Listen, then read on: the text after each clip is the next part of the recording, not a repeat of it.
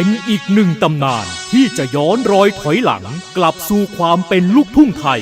ณวันนี้จะได้ถูกนำมาถ่ายทอดโดยศิลปินกลุ่มเล็กๆที่ร้อยรวมใจหวังจะดำรงไว้ซึ่งความเป็นเอกลักษณ์ของวงการลูกทุ่งไทยอย่างแท้จริง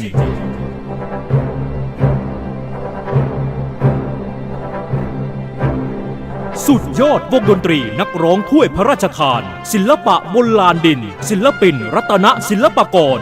หนึ่งในพลังแรงใจของพี่น้องชาวธนบุรีและเป็นอีกหนึ่งของวงดนตรีที่ได้รับการยกย่องว่าราชาแห่งนักสู้ชีวิตและด้วยวิถีเศรษฐกิจที่พลิกผันนับเป็นอุปสรรคในการสร้างสรรค์ผลงานทุกผลงานให้ออกสู่สายตาประชาชนและพ่อแม่พี่น้องทุกท่านฝ่าลมมรสุมครั้งแล้วครั้งเล่าหวังจะแผดเผาให้วงดนตรีลูกทุ่งวงนี้ต้องดับดิ้นสิ้นไปแต่ด้วยกำลังใจจากมิตรสหายจากพี่น้องแฟนเพลงทั่วประเทศซึ่งให้การต้อนรับมาเป็นอย่างดีกับทีมงานรัตนศิลปากร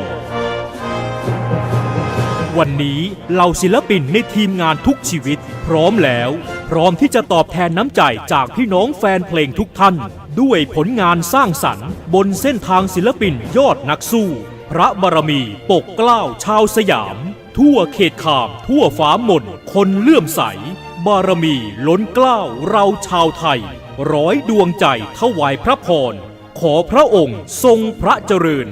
รอยยิ้มหวานๆประสานเสียงปรบมือดังๆต้อนรับนักร้องถ้วยพระราชทานศิลปะบนลานดินศิลปินรัตนศิลปากร